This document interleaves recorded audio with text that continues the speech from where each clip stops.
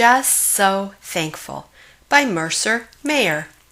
Today Mom took little sister and me to the toy store. I wanted to buy this cool scooter called the Super Streak, but my piggy bank didn't have enough money. "Why don't you pick something else?" said Mom. But I only wanted the Super Streak. It was so unfair. Little sister asked if I wanted to play tea party with her new tea set, but I told her to leave me alone because I was still so mad. Mom said she didn't know why I was mad because I have lots of other toys. "There will always be things you want but don't have, little critter," she said. "What's important is appreciating what you do have, like a family that loves you." On our way home, we saw a boy moving into the biggest house in the whole neighborhood. And guess what he was riding? The Super Streak. He had the most toys I'd ever seen in my whole life. I wish I had so many toys. The new boy didn't take the bus to school like my friends and me. He got driven in a limousine. He told us his name was Holden Harrison III, but that we could call him H&H. Then he showed us his cell phone. He's the only kid in school with his very own phone, and a name that's just 2 letters. "Wow, H&H," I said. "You are so lucky." H&H invited my friends and me to come to his house for a sleepover. We went swimming in his gigantic pool.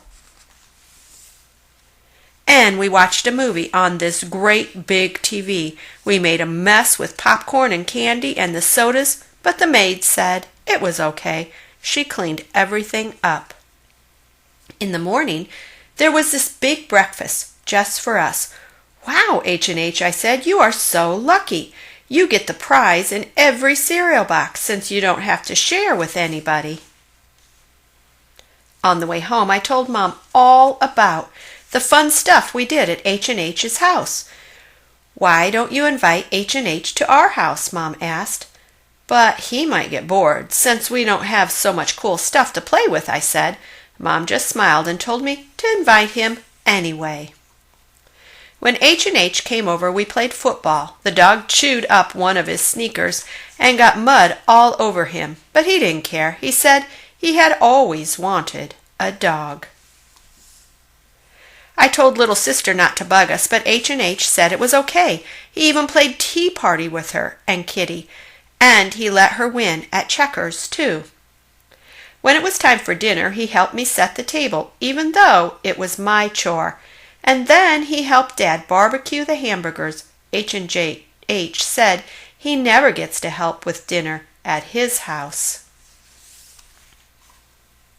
He didn't even mind when Grandma and Grandpa asked him tons of questions and when Grandma patted him on the head. He said he never sees his grandparents because they live so far away. When it was time for H&H to go, our whole family went outside to say goodbye. "You're so lucky, little critter," H&H said. I wondered what he meant, but then I looked around at my family and all of a sudden I knew. Maybe I didn't have a Super Streak or a big fancy house and a maid to pick up my stuff, but what I did have was the best family in the whole world. "Thank you, everybody," I yelled.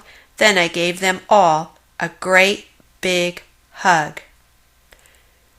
Please subscribe for more daily stories. Thank you.